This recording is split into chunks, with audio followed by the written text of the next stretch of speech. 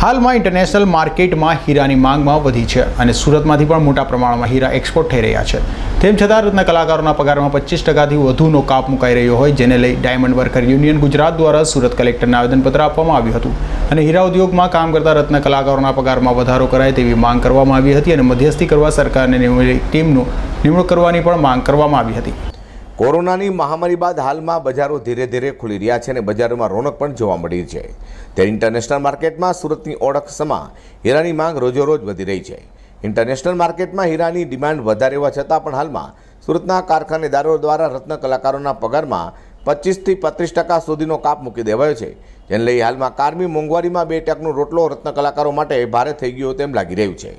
તે રત્ન કલાકારોના પગારમાં મૂકવામાં આવેલા કાપને દૂર કરી પગારમાં વધારો કરવામાં આવે તે માંગ સાથે ડાયમંડ વર્કર યુનિયન ગુજરાત દ્વારા સુરત કલેક્ટરશ્રીને આવેદનપત્ર આપી રજૂઆત કરાઈ છે। કમલેશભાઈ ભાલિયા, કમલેશભાઈ, કલેક્ટરે શું રજૂઆત કરવા? અમારે ભાવ વધારા માટેની રજૂઆત કરવા આવ્યા છે। અમે કાપોદ્રા રવાણી જેમ્સની અંદર રત્ન કલાકાર હીરા ઘસવાનું કામ કરીએ છીએ। આજે 5-5 વર્ષથી ભાવ વધારો થયો નથી અને આજે મોંઘવારી બહુ ફાટી નીકળેલી છે।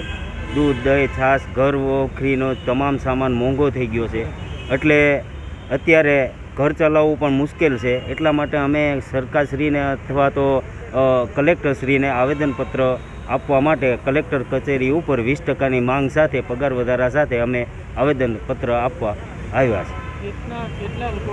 અમે આજે આવેદનપત્ર આપવા માટે 50થી 60 વ્યક્તિ આવ્યા છે સોશિયલ સ્ટેશનના હિસાબે। બાકીના જ્યાં ત્યાં અમે હડતાલ કરેલી છે કંપનીની બાજુમાં, ત્યાં સર્વ કારીગર અત્યારે હડતાલ ઉપર બેઠેલા છે।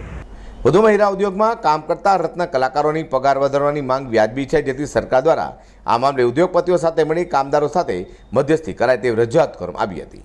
અઝર કુરશી સાથે પ્રકાશવાળા, G10 ન્યૂઝ।